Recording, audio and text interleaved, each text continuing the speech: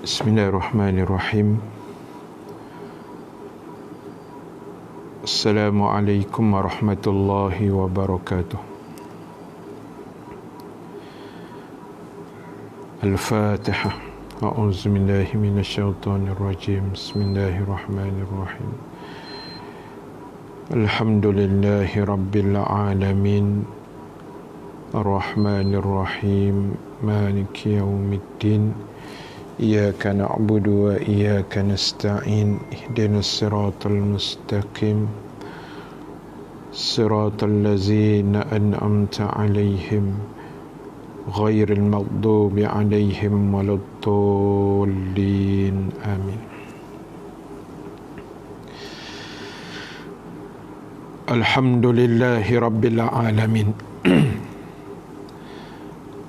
wassalatu wassalamu ala asyrafil anbiya'i wal mursalin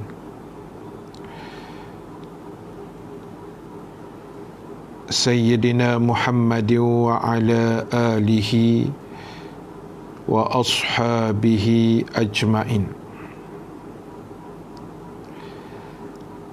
Subhanaka la ilma lana illa ma 'allamtana innaka antal alimul hakim. Allahumma salli wa sallim wa barik ala sayyidina Muhammad sallallahu alaihi wasallam wa ala alihi wa ashabihi ajma'in. Amma ba'd.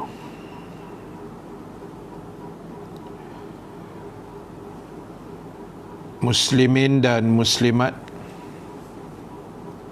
hadirin hadirat yang dirahmati Allah Subhanahu wa taala sekalian. Alhamdulillah ta'ala, kita memanjatkan kesyukuran kehadrat Allah Subhanahu wa ta'ala dengan keizinan daripadanya kita dapat sama-sama berhimpun sekali lagi pada pagi ini. Mudah-mudahan pertemuan kita mendapat keberkatan, rahmat dan juga keampunan daripada Allah Subhanahu wa taala, insya-Allah. Sahabat-sahabat yang dirahmati Allah Subhanahu wa taala sekalian, insya-Allah pada tengah hari ini ataupun pada pagi ini kita akan kongsikan sedikit perkara-perkara yang berkait dengan apa yang kita sebut nisfu Sya'ban. Dan berbetulan kita masih lagi berada dalam bulan Sya'ban ini pada hari yang ke-14, hari bulan Sya'ban. Dan mudah-mudahan apa yang akan saya kongsikan sedikit pada pagi ini akan dapat memberikan sedikit sebanyak peringatan bersama ilmu-ilmu yang mudah-mudahannya memberi manfaat. Ya, mudah-mudahan Allah Subhanahu Wa Taala akan meletakkan kita di kalangan para hamba-Nya yang benar-benar beriman, bertakwa kepada Allah Subhanahu Wa Taala. Baik, sahabat-sahabat yang dirahmati Allah Subhanahu Wa Taala sekalian,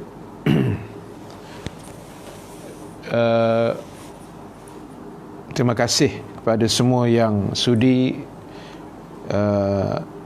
menyinggah dalam audio kuliah kita pada pagi ini.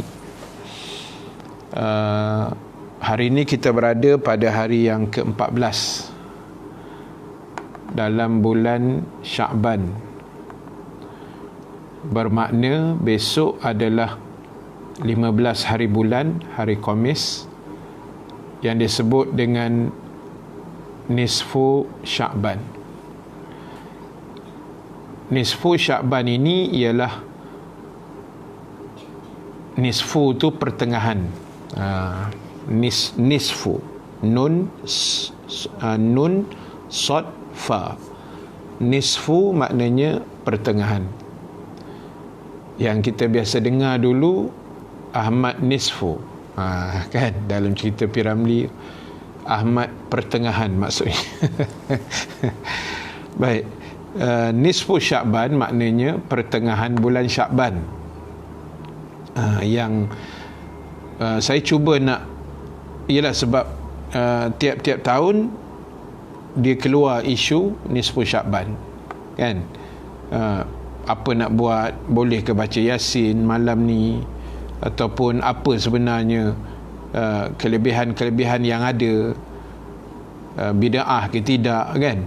Itu antara persoalan-persoalan yang mungkin timbul dalam masyarakat kita hampir setiap tahun.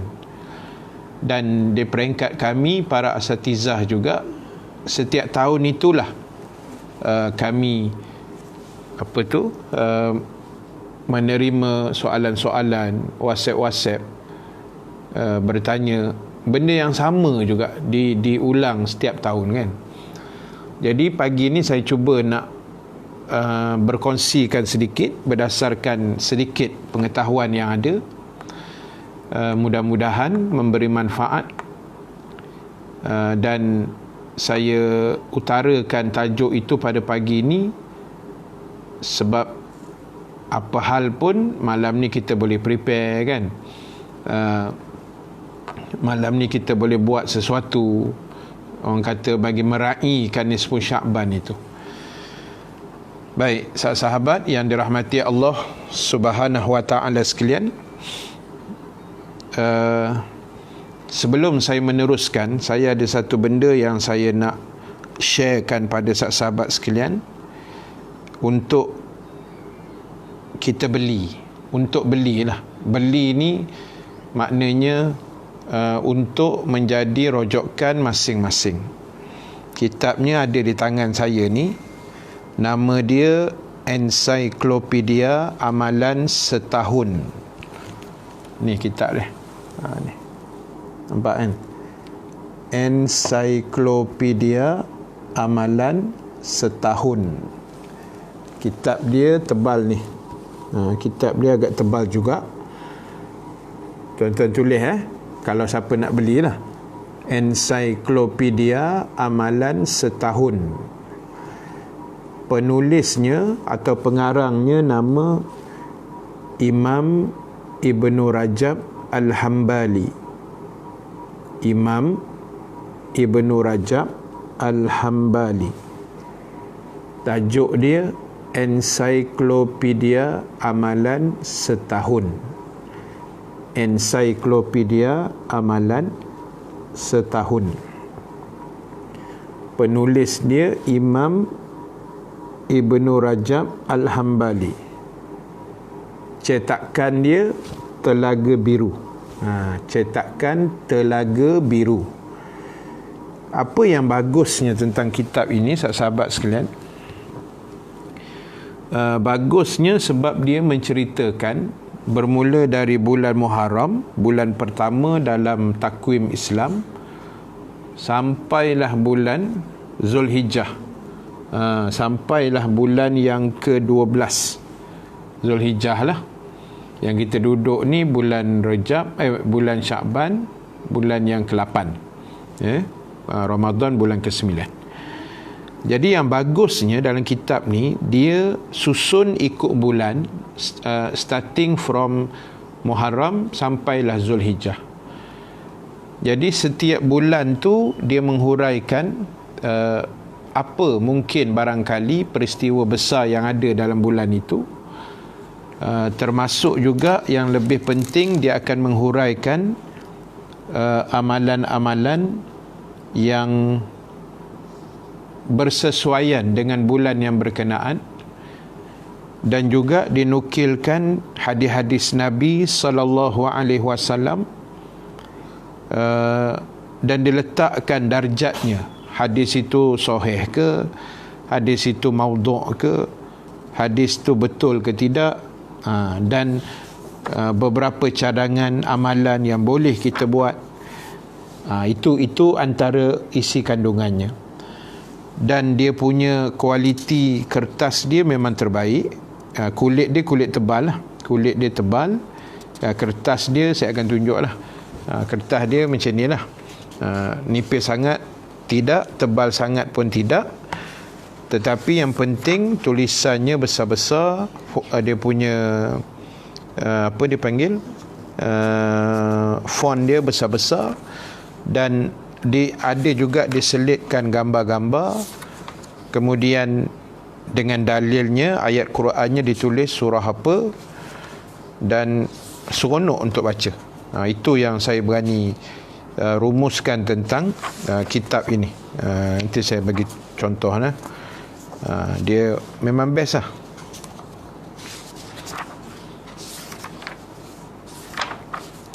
Jadi sahabat sekalian, kalau sahabat nak beli buku ni, senang je cara dia.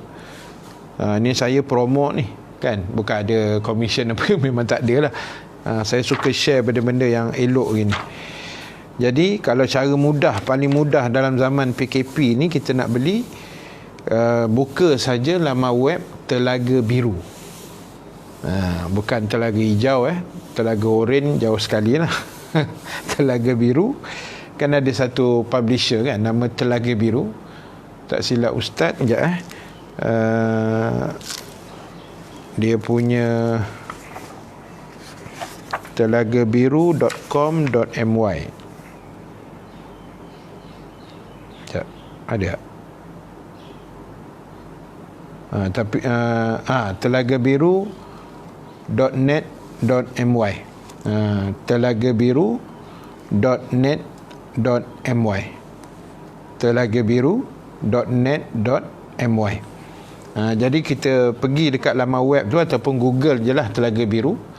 Bila jumpa website tu, nanti dekat ruangan search dekat atas tu atau belah tepi tu, nanti cari je ensiklopedia amalan setahun, ataupun type je amalan setahun. Kalau nak eja ensiklopedia tu kan pening kepala pula kan.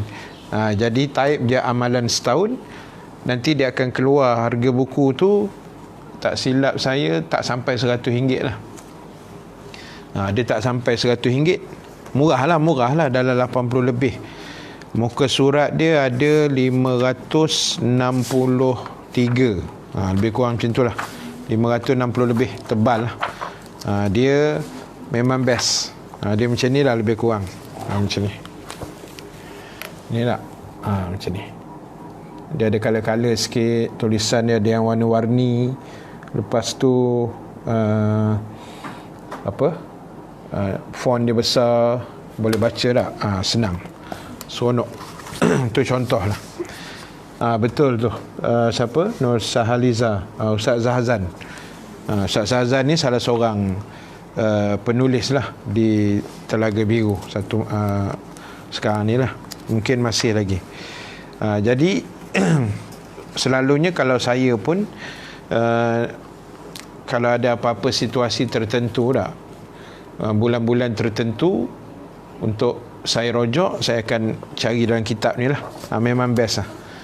Memang mudah, memang senang, memang puas hati. Okey. Alright. Yang saya tunjuk tadi tu yang bulan Zulhijjah punya lah. Tajuk dalam bulan Zulhijjah kan. Okey.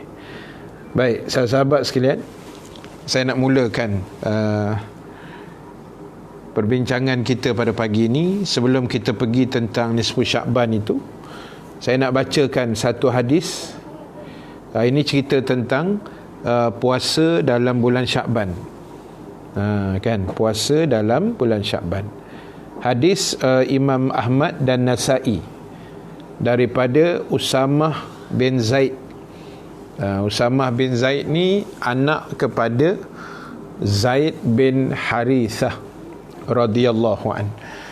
Zaid bin Harithah ni ialah anak angkat Nabi lah. Anak angkat Nabi sallallahu alaihi wasallam, yang anak angkat Nabi ni jadi peneman dia ketika Nabi pergi berdakwah di Taif. Itu Zaid bin Harithah. Baik, hadis ni diceritakan oleh Usamah bin Zaid, di mana dia kata Rasulullah sallallahu alaihi wasallam berpuasa selama beberapa hari secara berterusan sehingga kami menyangka baginda tidak akan berbuka. Jadi kata Usamah, dalam bulan Sya'ban, diorang tengok Nabi ni puasa macam tak berbuka. Maknanya kerapnya puasa Nabi tu dalam bulan Sya'ban. Dan baginda pula berbuka selama beberapa hari. Maksudnya Nabi pula ada masa-masa pula dalam bulan Sya'ban Nabi tak puasa. Dia kata Nabi berbuka dalam beberapa hari seolah-olah baginda tidak berpuasa, kecuali pada 2 hari dalam 1 minggu. Dan sekiranya kedua-duanya jatuh pada waktu rutin baginda puasa, maka baginda akan berpuasa pada hari yang berkenaan. Baginda tidak berpuasa pada bulan lain seperti mana baginda berpuasa dalam bulan Sya'ban. Aku berkata, wahai Rasulullah, sesungguhnya Tuan berpuasa sehingga Tuan seolah-olahnya tidak berbuka, dan Tuan berbuka seolah-olahnya tidak berpuasa kecuali pada 2 hari. Jika kedua-duanya jatuh pada hari kebiasaannya Tuan berpuasa, maka Tuan berpuasa pada hari yang tersebut. Baginda bersabda, 2 hari yang mana? Lantas Usamah menjawab, Isnin dan Khamis. Baik, jadi cerita ni macam ni. Nabi ni sallallahu alaihi wasallam dalam bulan Sya'ban yang kita duduk ni, Nabi paling banyak berpuasa sunat dalam bulan Sya'ban, bulan sekarang ni lah.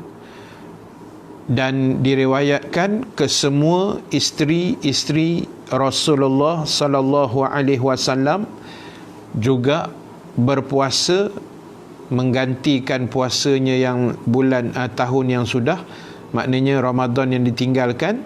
Semua isteri Nabi akan qadakkan puasa qadak mereka dalam bulan Sya'ban juga. Itu ada riwayat. Jadi Nabi ni paling banyak dia puasa dalam bulan Sya'ban, khususnya Isnin Khamis lah. Khususnya Isnin Khamis.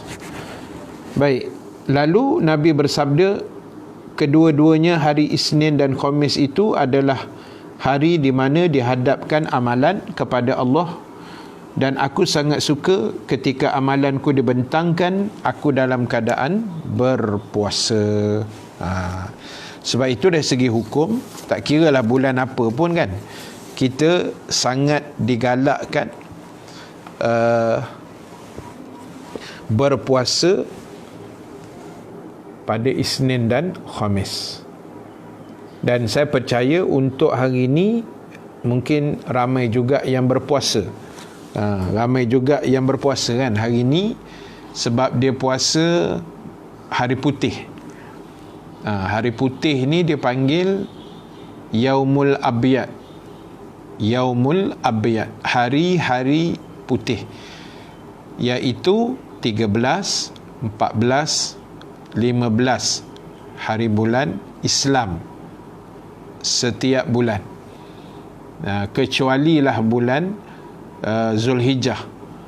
Yang tu dia terkena juga sikit pada hari Tasyrik 11, 12, 13. Yang 13 Zulhijjah tu tak boleh puasa lah, hari Tasyrik. Jadi yang lain daripada tu insya-Allah boleh, kan.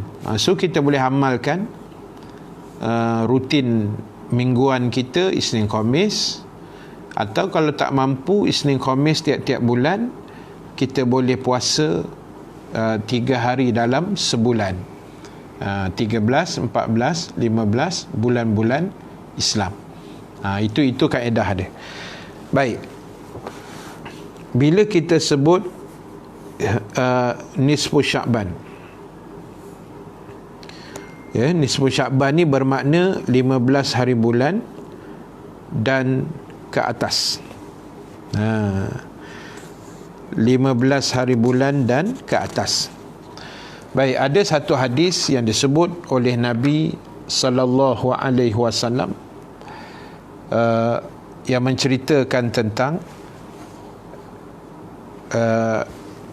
satu hadis ni daripada Abu Hurairah. Baginda bersabda, izan tasafa Sya'ban fala tasumu hatta Ramadan. Hadis ni hadis sahih yang disahihkan oleh Imam At-Tirmizi. Apa makna hadis ni? Nabi kata, apabila tiba pertengahan bulan Sya'ban, maka janganlah kalian berpuasa sehingga tibanya bulan Ramadan. Bila kamu masuk saja pertengahan Sya'ban, maka janganlah kamu puasa sehingga masuknya bulan Ramadan. Baik, sahabat sekalian, terima kasih sekali lagi pada semua yang menonton pada pagi ini. Jangan lupa kita share-sharekan kuliah ni. Mudah-mudahan dengan kita memetik button share itu, menambah lagi pahala-pahala kita, dan insya-Allah juga akan mengembangkan lagi ilmu-ilmu yang sedang kita kongsikan ini. Baik, sahabat sekalian, maksud hadis Nabi tadi, bila masuk saja nisfu Sya'ban, selepas daripada itu kita dilarang berpuasa sampailah Ramadan. Maknanya bermula 16 Sya'ban lah kita letak lah. Sebab 15 ni dia masih hari Khamis, so boleh puasa lagi lah besok, insya-Allah tak ada masalah. Esok kita last day puasa.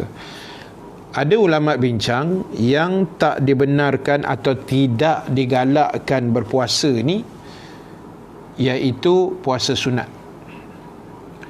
Maknanya besok last kita puasa sunat, 15 bulan Sya'ban lah, nisfu Sya'ban besok last kita puasa sunat. 16 sampailah 29 Sya'ban atau 30, bergantung pada anak bulan Ramadan lah. 2 minggu ke depan tu kita tak payah puasa dah lah. Nanti kita kata, apa hal pula ustaz, suka hati saya lah, saya nak puasa. Dah, ini bukan ustaz yang cakap. Kan, ini Nabi yang beritahu. Nabi kata, jangan kamu puasa sehingga sampai Ramadan, apabila bermulanya nisfu Sya'ban. Jadi maknanya sahabat sekalian, ulama meletakkan huraian dan hukum. Bermula selepas nisfu Sya'ban besok, tidak digalakkan lagi berpuasa sunat. Ada yang meletakkan hukumnya makruh. Jadi tak payah buat lah. Kecuali mereka yang mungkin berpuasa ganti, itu boleh lah, kan. Kalau tak ganti kan tak siap pula. Puasa ganti tak apa, kecuali yang puasa ganti lah. Jadi sebab itu, perkara yang paling penting ialah sekarang ni kefahaman. Sebab itu saya ucap terima kasih pada semua yang menonton, semua yang share, semua yang berkongsikan ilmu ni. Sebab kita nak masyarakat kita ni biar faham. Nanti saya ulas sikit baca Yasin malam ni 3 kali tu kan. Boleh ke tak boleh? Nanti kita tengok. Baik. Okey. Nisfu Sya'ban tadi saya sebut ialah pertengahan bulan Sya'ban. 15 bulan. Hari ni 14 kan? 14. Kita buka puasa maghrib nanti, itu dah masuk 15 lah. Itu nama dia malam nisfu Sya'ban. Okey. Baik, saya sambung kitab ni sikit. Saya sambil tu saya rojok-rojok lah sikit kan, supaya kita faham. Baik, ini satu pandangan daripada Imam Syafi'i. Imam Syafi'i. Ini dengar baik-baik, sebab benda ni pun penting juga. Ini pandangan Imam Syafi'i. Imam Syafi'i kata ada 5 malam. 5, nampak ni? Berkelip-kelip lagi kan? 5 malam. Ada 5 malam. Ini bukan hadis Nabi. Ini bukan ayat Quran, tapi ini pandangan Imam Syafi'i. Pandangan Imam Syafi'i. Jadi boleh ikut ke Ustaz? Bolehlah. Imam Syafi'i kan? Ulama besar Imam Syafi'i, boleh ikut. Kita pun kebanyakannya bermazhabkan Syafi'i lah. Jadi tak ada masalah. Baik, dengar baik-baik. Imam Syafi'i kata ada 5 malam yang betul tu umur Abu Hurairah. Betul lah. Selepas 15 Sya'ban tidak digalakkan puasa kecuali puasa ganti. Betul. Baik.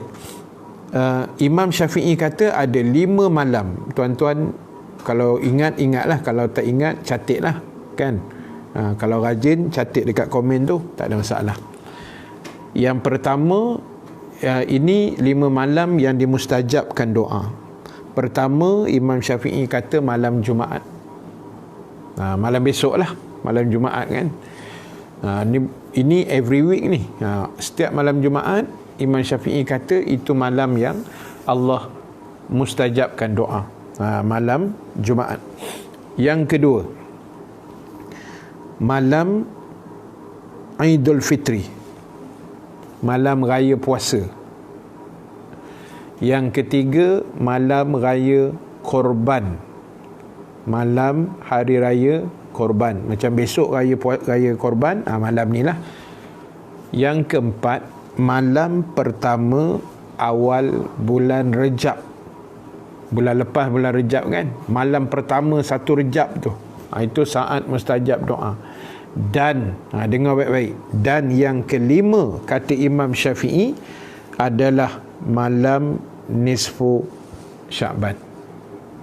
Malam nisfu Sya'ban.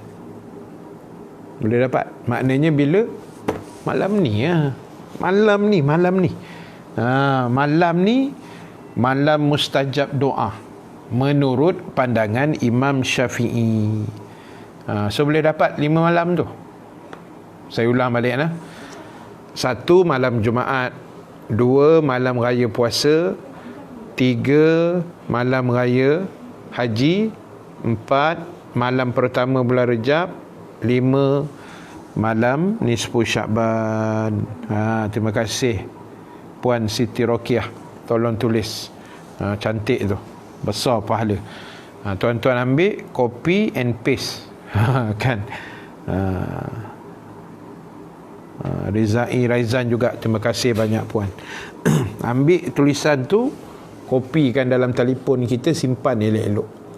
Ataupun habis kuliah kejap lagi, bukan kejap lagi lah, 11.30 ke lebih-lebih sikit ke kan, postkan dalam Facebook, tulis itu 5 malam mustajab doa menurut Imam Syafi'i. Kita share lah, kan, dapat pahala. Sebab malam ni malam nisfu Sya'ban. Okey. Baik, dari segi hukum kita digalakkan oleh Islam untuk menghidupkan malam nisfu Sya'ban. Menghidupkan malam nisfu Sya'ban itu sebab ia dianggap antara malam-malam yang mulia. Malam yang mulia yang diangkat darjatnya oleh Allah berbanding malam-malam yang lain, yang diberikan kelebihan-kelebihan oleh Allah Subhanahu wa taala berbanding dengan bulan dan hari-hari yang lain. Baik, habis yang tu. Balik pada persoalan yang saya sebut tadi, ni kod-kod lah, kod-kod. Kalau sahabat ada apa-apa soalan, tulislah kod lah, saya boleh jawab. Kod boleh jawab lah. Kalau tak boleh jawab, saya diam je. Kan, saya cuba jawab lah kalau ada, ya. Baik,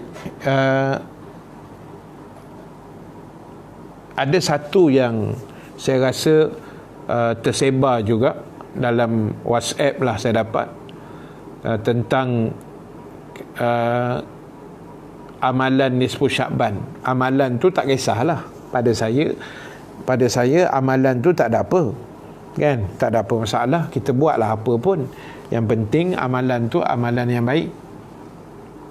Cuma yang disebarkan tu, ditulis dekat atas tu, bersabda Nabi SAW, barang siapa yang memberitahu tentang kehadiran malam nisfu Syakban, Allah Ta'ala membebaskan dia daripada api neraka.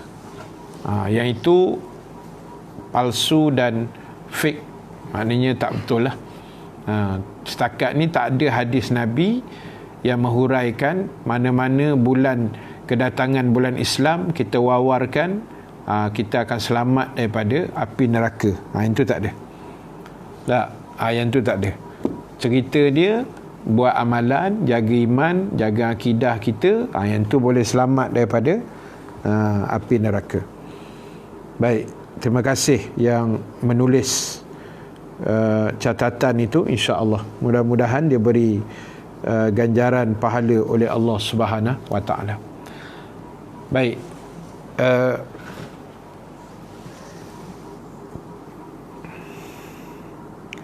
baik, yang tersebar ni, yang biasa orang kita buat, baca Yasin. Timbul persoalan, Ustaz, boleh tak malam ni, sebab malam ni malam nisfu Syakban, kami nak baca Yasin 3 kali. Soalan dia, boleh ke tidak? Jawapan dia, kalau nak baca 10 kali pun boleh, kan? Dia macam ni. Mana datang Yasin 3 kali ni? Mana datang dia tu? Jawapan dia mudah je. Datangnya daripada ulama-ulama dulu, kan? Ulama-ulama dulu-dulu, ulama Melayu kita dulu-dulu ni. Sebab mereka tahu nisfu Syakban ni malam yang mustajab doa, malam yang mulia. Jadi mereka tak nak orang kita ni leka pada malam tu. Jadi dia aturkan je lah baca Yasin. Bukan sekali, dia letaknya 3 kali, kan.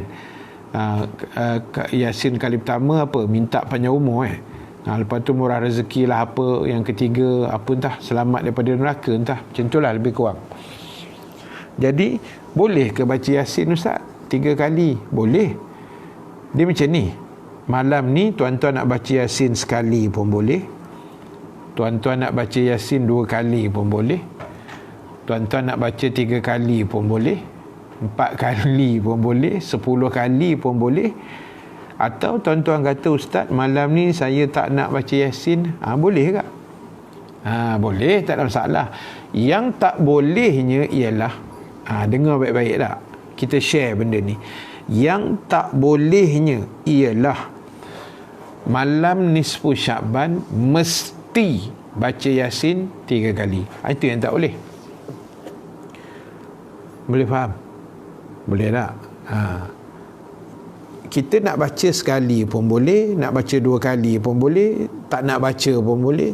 Yang tak bolehnya, dalam kepala kita letak satu pemikiran, malam nisfu Syakban mesti 3 kali Yasin, 3 round. Itu tak boleh. Mesti 3 kali, yang tu tak ada.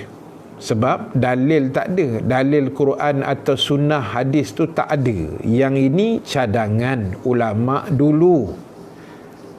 Ulama dulu dia cadang, kan. Dia mencadangkan, elok kita buat amalan baca Yasin ke. Kalau tak baca Yasin pun tak apa malam ni, kan, katalah tuan-tuan ibu-ibu nak baca Quran, baca. Atau lepas maghrib kita buat zikir sikit, selawat Nabi, boleh je. Atau kita buat solat hajat, kan. Lepas tu kita munajat pada Allah, minta pada Allah Subhanahu Wa Taala supaya apa tu, supaya Allah angkat musibah yang ada ni, supaya Allah lenyapkan segera bahana-bahana yang sedang melanda seluruh dunia, kan. Tak ada masalah. Jadi jangan kita serabut. Betul, Puan Siti Rokiah tulis tu, maknanya amalan yang kita nak buat ni terpulang pada kita malam ni lah. Sebab saya fokuskan malam ni tu sebab malam nisfu Syakban, kan. Malam ni malam nisfu Syakban. So kita nak baca Yasin boleh, baca Quran boleh, baca surah Al-Mulk boleh, berzikir boleh. Tuan-tuan rasa nak buat tahlil arwah pun boleh, nak Yasin sekali pun tak apa, ataupun nak selawat Nabi boleh, nak sedekah pun boleh. Sedekah ni macam mana Ustaz? Masjid Surau tutup, online. Nampak nombor akaun kat bawah tu, kan, audio kuliah punya. Boleh je tembak duit sikit dalam tu, kan, bantu kita punya program-program live ni, boleh, tak ada masalah. Maknanya kesimpulan mudah dia, apa saja amalan baik yang kita rasa kita nak buat malam ni, is up to you. Saya kalau nak marah tu cakap orang putih sikit. Kan, tak lah, maknanya terpulang. Tak, terpulang. Baik. Adakah boleh seorang yang berpuasa sunat mulai 1 hari bulan Syakban meneruskan puasa sunatnya selepas 15 hari bulan Syakban? Tak. Dia ada pandangan. Ada pandangan kata orang yang dah biasa dah berpuasa sunat ni bukan bermula 1 hari bulan Syakban saja. Maknanya dia memang dah biasa dah, Senin Khamis hampir setiap bulan, kan. Itu puasa sunat ni orang kata memang makanan dia lah, memang rutin harian dia. Maka dia dibolehkan untuk berpuasa sunat selepas nisfu Syakban. Itu satu pandangan. Maknanya orang yang dah biasa ni bukan macam kita yang minta maaf macam kita yang baru start puasa Isnin, Selasa, Rabu, baru 2-3 hari ni. Itu tak ada harapan nak menyambung balik, kan. Hak ni yang dah biasa daripada awal, daripada bulan-bulan sebelum, memang rutin dia rajin puasa sunat. So dia boleh continue, boleh sambung selepas nisfu Syakban. Itu satu pandangan. Satu lagi pandangan, mereka meletakkan tetap tidak boleh lah berdasarkan zahirnya hadis Nabi itu. Tapi pandangan yang agak kuat mengatakan boleh, tak ada masalah. So kita puasa je lah, tak ada apa masalah pun, insya-Allah. Apa saja amalan yang kita nak buat malam ni, up to you. Cakap orang putih tu. Kan, boleh, tak ada masalah. Kak Zah nak baca Yasin malam ni 3 kali bersama muslimat, boleh, tak ada masalah. Tapi jarak 1 meter tu kena jaga lah, kan. Jarak sosial kena jaga. Sebab kita punya PKP ni dah nak habis dah ni, kan. Tinggal berapa hari lagi? 6 hari lagi. Jadi harap-harap tidak ada sambungan episod ketiga lah. Wal'ayazubillah, tak? Mudah-mudahan dengan izin Allah Subhanahu Wa Taala. Dan saya nak menambah sikit yang boleh menyambung puasa selepas nisfu Syakban ni. Pertama, tadi saya sebut orang yang dah biasa berpuasa sunat sebelum ini, satu. Yang kedua, mereka yang nak mengqadakkan puasa Ramadan yang tertinggal. Yang tertinggal dulu. Puasa ganti lah bahasa Melayunya sebut. terutama bagi kaum ibu kan yang banyak tinggal puasa ni, bolehlah cepat-cepat habiskan puasa-puasa ganti tu. Dan yang ketiga yang boleh berpuasa iaitu orang yang berpuasa dengan niat nazar. Dia bernazar puasa. Contoh, dia kata dululah, contoh tak, dia kata kalau anak aku lulus SPM dapat 10A, aku nak puasa nazar satu hari pada 25 Syakban. Contoh tak, 25 Syakban tu dah melepasi nisfu Syakban, maka ulama kata boleh. Tapi dia macam ni sahabat sekalian, dalam bab bernazar ni, nazar ni kita wajib kena tunaikan, itu asasnya. Dan kalau bernazar ni, biarlah kita bernazar yang mudah-mudah, yang tidak menetapkan tarikh atau hari yang tertentu, nanti jadi susah pada kita. Kita nak bernazar boleh kan. Ialah kenapa orang bernazar? Sebab kadang-kadang dia berhajat sangat pada sesuatu yang sangat besar kan. Dia betul-betul dia berhajat pada satu benda yang besar, jadi itu yang dia bernazar tu. Contoh kan, katalah dia berkahwin dah 3-4 tahun, 5 tahun tak dapat anak kan, jadi dia bernazar. Dia kata, ya Allah, kalau aku ditakdirkan dapat zuriat satu hari nanti, dapat baby, aku bernazar nak puasa 3 hari. Buat macam tu je. Nazar umum yang mudah-mudah begitu saja. Jangan kita menyusahkan diri kan. Ya Allah, kalau aku dapat baby yang pertama ni, sebab dah lama ni tak pernah dapat, dah 5 tahun, kalau ditakdirkan aku dapat, aku nak puasa 3 hari berturut-turut. Tak usah lah sebut 3 hari je. Senang tak? Kita boleh buat berselang, kita boleh buat sebulan sekali pun tak apa, yang penting cukup 3 hari lah. Itu maksud saya. Bila nak bernazar, jangan susahkan diri. Kan, contohlah tuan-tuan bernazar kan, kalau anak saya ustaz dapat 10A SPM, saya nak belanja Ustaz Rahim Nasir makan KFC dekat Kutub Utara. Kan satu kerja. Kan satu kerja pula tu kan, nak diusungnya KFC tu ke Kutub Utara kan, nak menyusahkan diri. Itu contoh kan. Setakat ni tak ada orang belanja lagi lah, tapi contoh kan. Jadi itu saya kata tadi, maknanya tak sah kita pasang niat-niat nazar tu sampai menyusahkan diri kita kan, sampai jadi susah nak buat. Contoh, ini dah lari ke tajuk nazar pula lah kan, tapi tak apalah, ilmu kan. Kita kata, ya Allah, kalau dapatlah jodoh aku kahwin,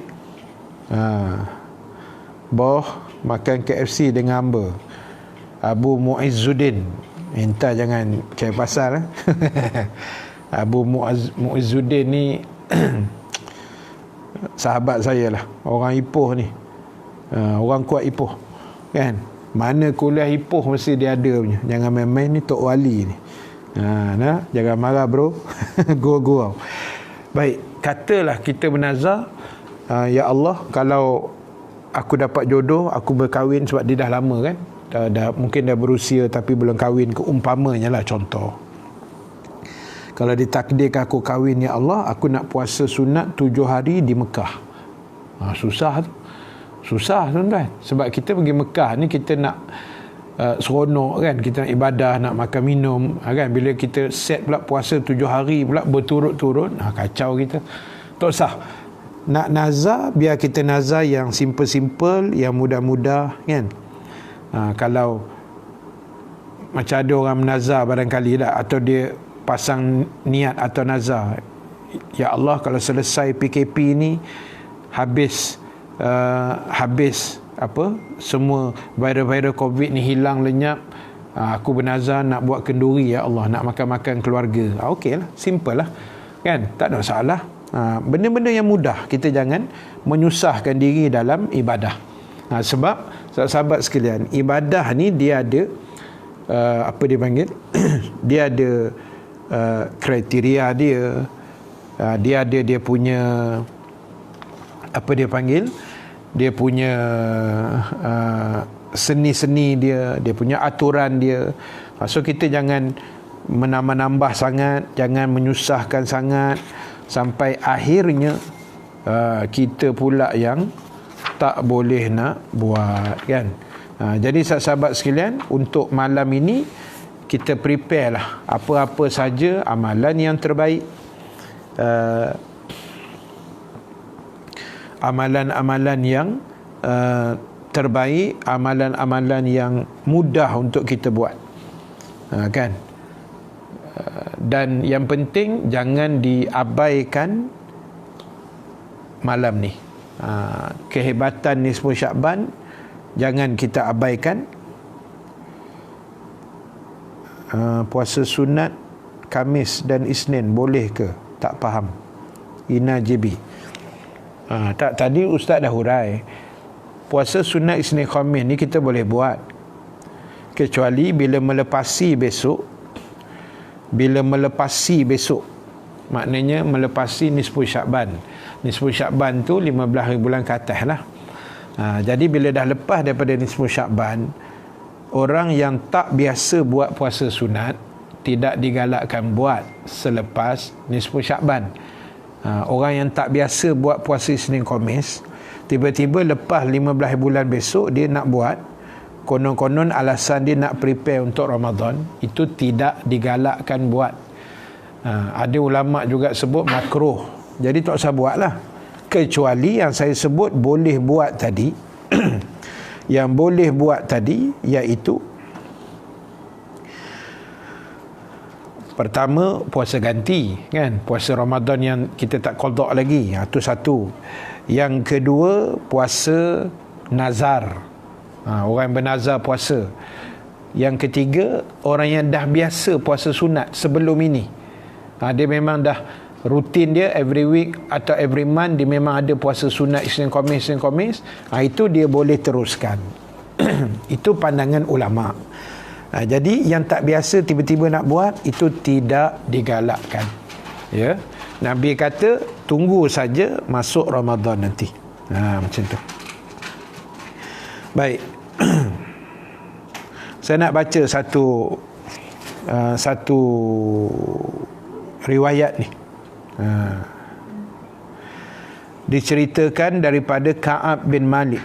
Ka'ab bin Malik ini okey, Ina boleh faham kot, insya-Allah. Nurul Hafizah, saya pernah bernazar puasa 30 hari. Oh, dahsyat tu. Tapi tidak berturut kot. Kalau berturut pensan pensan kita, kan. Tapi apalah, alhamdulillah kok dah selesai tu, kira hebat tu, kan. Alhamdulillah. Itu masing-masing punya kekuatan lah, insya-Allah. Baik, saya nak baca sikit. Daripada Ka'ab bin Malik, beliau berkata, sesungguhnya Allah Ta'ala mengutuskan Jibril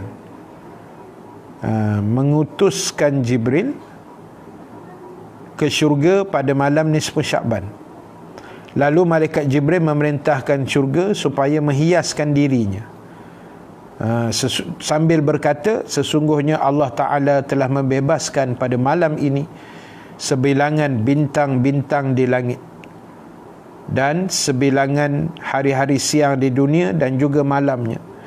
Maka Allah pun menggugurkan sebilangan daun-daun syurga, mengurangkan berat gunung ganang dan juga bilangan pasir-pasir. Ini antara kisah tentang nisfu Syakban. Baik, itu tak ada apa dah, itu saja saya bacakan. Baik, satu lagi, Sa'id bin Mansur meriwayatkan, Abu Mash'ar menyampaikan kepada kami daripada Abu Hazim bin Muhammad dan Muhammad bin Qais dari Atha' bin Yasar, ia berkata, tidak ada malam selepas malam Lailatul Qadar yang lebih afdal dari malam nisfu Syakban. Nampak tu, ulama letak, sahabat Nabi juga letak, tak ada malam yang lebih mulia selepas Lailatul Qadar. Lailatul Qadar ni kita tahulah malam, satu malam dalam malam-malam Ramadan, kan. Itu insya-Allah kita akan jumpa lah, insya-Allah. Amin ya rabbal alamin. Adapun nisfu Syakban ni, kalau kita sebut ranking lah. Dia duduk nombor 2 hebat, mulia selepas Lailatul Qadar. Baik, sambung bacaan tu. Dan Allah akan turun ke langit dunia pada malam itu untuk mengampunkan semua hamba-Nya, melainkan orang musyrik, orang yang bermusuh, dan orang yang memutuskan tali silaturahim. Baik, ada riwayat yang menyebut pada malam ini, yakni malam nisfu Sya'ban, Allah Ta'ala akan turun ke langit dunia. Maksudnya Allah ni makin dekat dengan kita lah, gambarannya macam tu. Dan Allah akan mengampunkan dosa orang-orang yang bermunajat khususnya pada malam ini. Allah akan dengar doa mereka, Allah akan ampunkan, Allah akan makbulkan, Allah akan bagi rahmat dan sebagainya, kecuali 3 kelompok manusia. 3 kelompok manusia. Wal'iyazubillah. Mudah-mudahan Allah jauhkan kita daripada 3 kelompok ini. Yang pertama, orang musyrik. Orang musyrik maknanya orang yang mensyirikkan Allah, orang yang menyengutukan Allah, orang yang menduakan Allah, orang yang mensyirikkan Dia. Yang ni Allah tak akan ampunkan. Jangan kita mensyirikkan Allah. Yang kedua, orang yang bermusuh. Sebab tu Islam ajar kita jangan bergaduh, kan?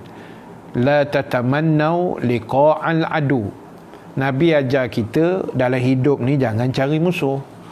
Yang kita suka bergaduh, suka berbalah, suka cari pasal dengan orang, suka itu, suka ini ni, yang menimbulkan permusuhan. Tu pasal apa?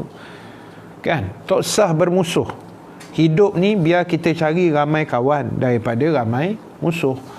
Kan? Musuh ni tak ada apa faedah. Dia mendatangkan dosa, menyemakkan hidup kita, kan? Mengganggu fikiran, menserabutkan perjalanan hidup. Jadi kita tak usahlah. Orang yang bermusuhan ni, suka bergaduh berbalah ni, Nabi kata Allah tak ampunkan dosa dia pada malam ini. Dan yang ketiga, orang yang memutuskan silaturahim. Wal'iyazubillah. Orang yang memutuskan silaturahim. Jadi jangan kita buat benda ni. Jangan kita putuskan silaturahim. Jangan kita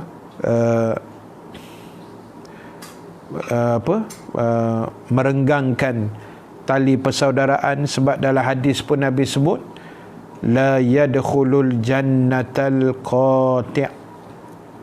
Nabi kata tidak akan masuk ke dalam syurga Allah orang-orang yang memutuskan tali silaturahim.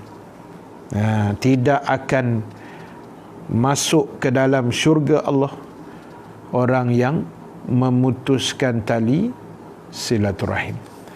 Jadi tolong, pada malam yang penuh kemuliaan ini yang disebut tadi oleh Imam Asy-Syafi'i rahimallahu ta'ala sebagai antara malam-malam yang dimustajabkan doa oleh Allah Subhanahu wa ta'ala. Boleh ke Ustaz kita doakan kawan kita yang murtad diberi hidayah semula? Boleh ke doa macam tu pada malam ni? Sangat-sangat boleh. Sangat-sangat digalakkan. Ialah pasal bila kawan kita wal'iyazubillah murtad ni ceritanya habislah, kan? Ceritanya jadi kafir, na'udzubillah. Dan dia kalau tidak mengucap balik 2 kalimah syahadah wal'iyazubillah, kemudian dia mati dalam kekufuran, memang Allah kata tempatnya api neraka. Jadi sebagai sahabat, sebagai saudara se-Islam, sebagai kawan baik umpamanya, kita pakat-pakat doa lah. Terutama bukan doa untuk orang yang murtad tu kembali saja. Malam ni kita doakan juga adik-beradik kita, kawan-kawan kita, jiran-jiran kita, saudara mara kita, ipaduai kita yang mungkin masih jauh daripada rahmat Allah, yang mungkin masih lagi gagal melaksanakan ibadah ni dengan baik kan, masih lagi mendedahkan aurat, masih lagi tak mau semayang ikut mood. Ada orang semayang ikut mood tuan? Ada. Dia semayang ikut suka dia je kan, dia rasa dia nak semayang, dia semayang, dia tak nak, dia tak semayang. Ada orang macam tu. Jadi kita doakan juga, selain kita minta, ya Allah, orang-orang yang sudah murtad ni, ya Allah, kalau kita kenal sebut nama dia, ya Allah, tolong, aku sayang dia, kau bagilah hidayah semula pada dia, ya Allah, aku tak nak dia mati kafir, ya Allah, kan? Mati kafir ni tak ada syurga tuan, cerita dia semua api neraka. Jadi kita doakan, termasuk kita mendoakan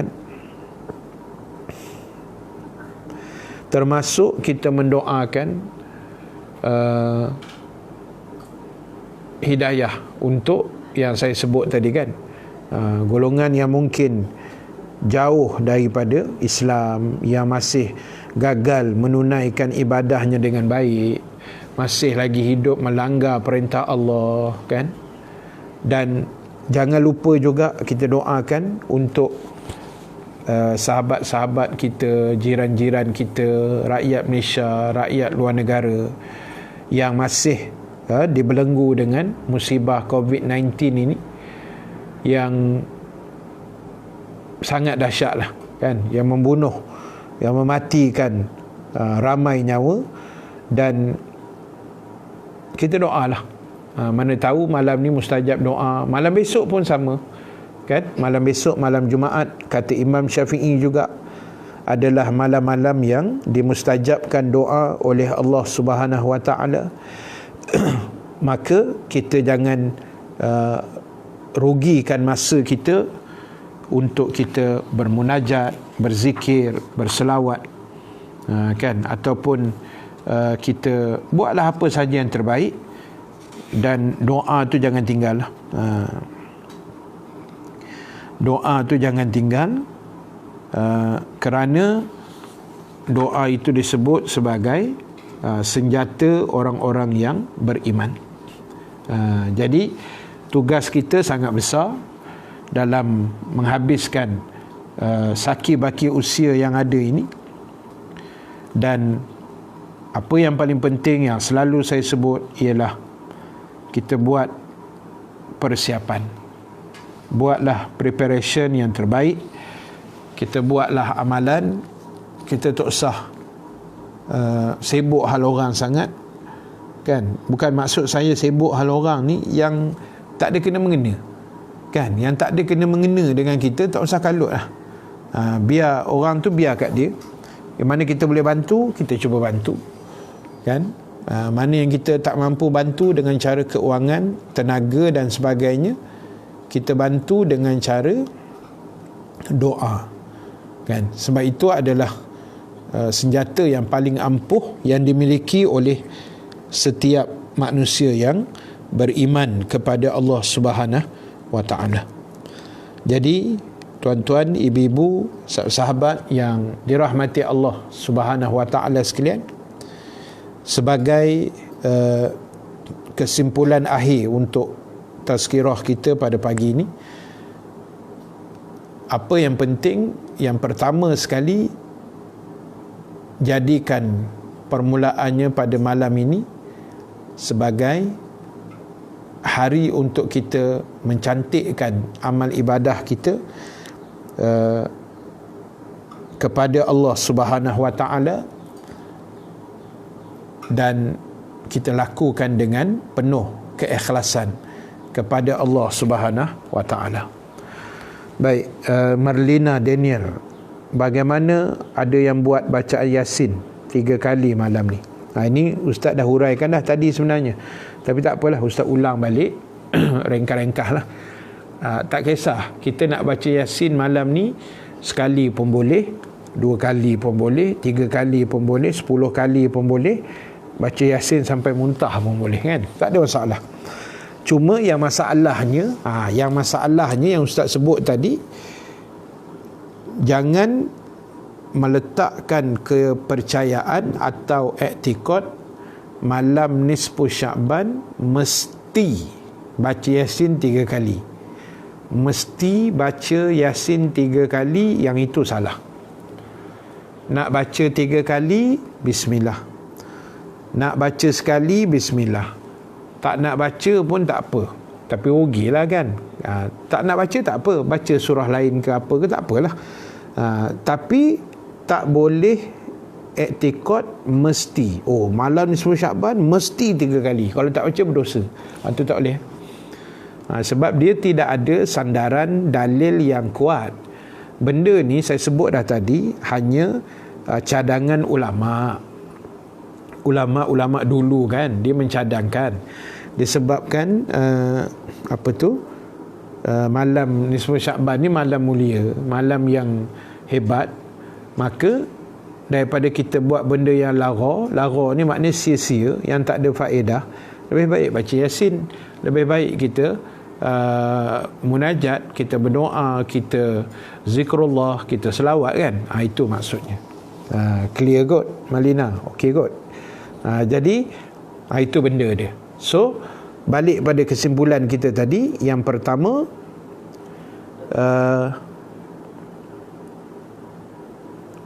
jadikan malam ni sebagai malam terbaik starting kita untuk ibadah kepada Allah. Kerana Imam Syafi'i kata malam ni adalah malam mustajab doa, termasuk malam besok, iaitu malam Jumaat. Itu yang pertama. Yang kedua, sahabat muslimin muslimat sekalian, teruskan mengaji, teruskan kuliah, teruskan cari ilmu. Dalam musim-musim PKP ni, kita membanyakkan doa, membanyakkan mengaji secara online beginilah kan. Ini je yang kita mampu buat, yang ustaz-ustaz lain pun mampu buat. Dan saya pun seronok tengok ramai ustaz, ustazah yang setiap hari tanpa jemu kan, tanpa siapa suruh, tanpa ada mana-mana bayaran sekalipun, mereka tetap melakukan kuliah, mereka tetap buat kuliah, mereka tetap sharekan ilmu. Alhamdulillah, itu yang kita nak dan kita seronok. Jadi terima kasih sekali lagi pada semua, dan jangan lupa cadangan saya. Waalaikumsalam Kak Nirma daripada Singapura.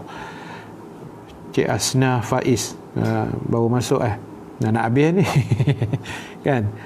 Dan jangan lupa kitab yang saya cadangkan tadi, sekejap saya tulis nama kitab dia, Ensiklopedia Amalan Setahun,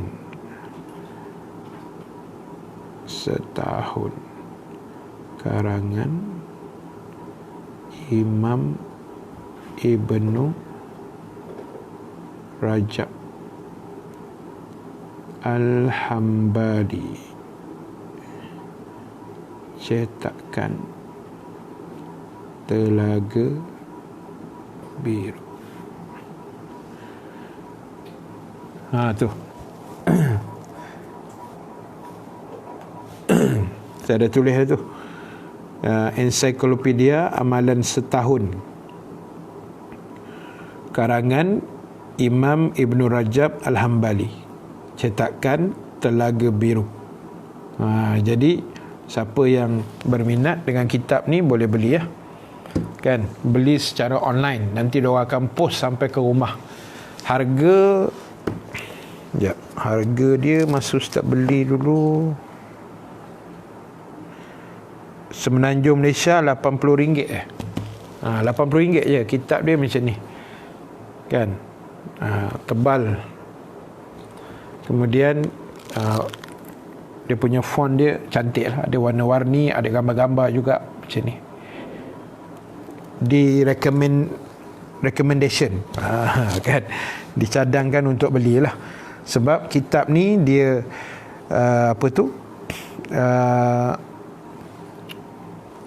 menyusun mengikut bulan pertama daripada Muharram sampailah Zulhijjah, dan setiap bulan tu apa peristiwa penting, apa amalan-amalan terbaik, diserta dengan dalil Quran dan juga hadis Nabi SAW, beserta juga dengan pandangan-pandangan para alim ulama. Memang baguslah buku ni.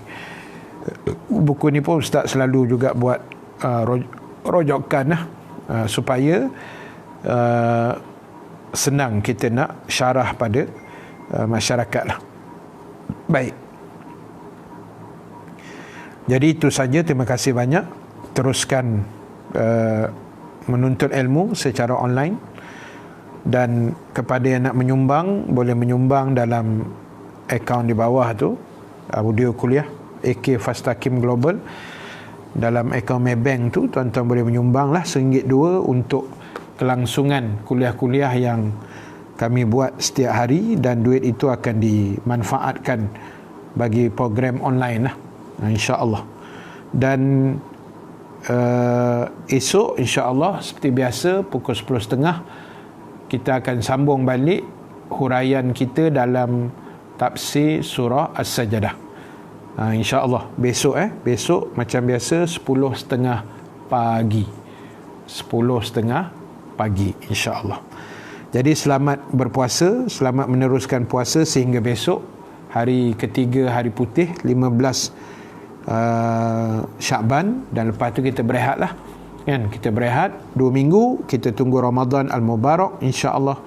Terima kasih sekali lagi pada semua yang menonton live pada pagi ini, yang memberikan respon, yang memberikan komen, yang bertanyakan soalan. Sekejap, saya ada nampak tadi Abang Amir, terima kasih ilmunya Ustaz, Alhamdulillah. Terima kasih banyak Abang Amir. Yang Abang Amir ni sahabat saya jugalah. Dia ada website yang terkenal, denaihati.com. Nanti kalau tuan-tuan rajin boleh tengok denaihati.com kan. Dalam tu ada banyak info, perniagaan, maklumat, segala macam lah, memang bermanfaat. Saya tahu sangat lah. Jadi Alhamdulillah, terima kasih semua yang menonton dari dekat, dari jauh, dari Malaysia, dari Singapura, Kak Nirma tadi, daripada Indonesia barangkali ada, Singapura, Brunei, Singapura adalah, daripada serata lah, Kutub Utara ada, Kutub Utara kan. Jadi insya-Allah selamat menghabiskan ibadah puasa sunat hari ini dan besok. Doa-doakan saya sihat, keluarga saya juga, dan saya mendoakan semua juga yang menonton live pada pagi ini sihat walafiat semuanya. Mudah-mudahan Allah memberkati kehidupan kita, Allah berikan kekuatan pada frontliner kita semua, dan mudah-mudahan PKP ini akan berakhir pada 14 April insya-Allah. Amin ya rabbal alamin. Dan mudah-mudahan juga Allah panjangkan usia kita pada tahun ini, dapat bertemu dan menghabiskan Ramadan Al-Mubarak yang sangat kita kasihi, yang sangat kita tidak sabar-sabar untuk menemuinya insya-Allah. Amin ya rabbal alamin. Terima kasih pada semua. Kita tangguhkan dulu majlis kita dengan tasbih kafarah, suratul As dan bacaan doa. Subhanakallahumma wa bihamdika nashhadu an la ilaha illa anta nastaghfiruka wa natubu ilaik. Bismillahirrahmanirrahim. Wal 'asri innal insana lafi khusrin illa allazina amanu wa 'amilus salihat wa tawasaw bil haqq wa tawasaw bis sabr. Bismillahirrahmanirrahim. Alhamdulillahi rabbil alamin. Wassalatu wassalamu ala asyrafil anbiya'i wal mursalin Sayyidina Muhammad wa ala alihi wa sahbihi ajma'in. Allahumma ja'al jam'ana haza jam'an marhuma wa tafarruqana min ba'dihi tafarruqan ma'suma wa la taj'alillahumma fina syaqiyyan wa la mahruman wa la matruda. Allahumma zakkirna ma nasina وعلمنا ما جهلنا يا أرحم الراحمين. Ya Allah, Tuhan kami, ampunkan segala dosa-dosa kami, ya Allah. Dosa kedua orang tua kami dan mertua kami, ya Allah. Dosa saudara mara, jiran-jiran, sahabat handai kami, ya Allah. Dosa seluruh tuan-tuan guru kami, para alim ulama kami, ya Allah. Ya Allah, Tuhan kami, berilah kesembuhan dengan qadar segera kepada pesakit-pesakit COVID-19 di seluruh dunia, ya Allah. Kau lenyapkanlah COVID-19 ini dengan qadar yang paling segera, ya Allah. Kau berilah rezeki kepanjangan umur kepada kami, ya Allah, untuk bertemu dengan Ramadan pada tahun ini, ya Allah. Rabbana alaika tawakkalna wa ilaika anabna wa ilaikal masir. Rabbana atina fid dunya hasanah wa fil akhirati hasanah wa qina azaban nar. Wa sallallahu ala sayyidina Muhammad wa ala alihi wa sahbihi ajma'in. Alhamdulillahi rabbil alamin. Assalamualaikum warahmatullahi wabarakatuh.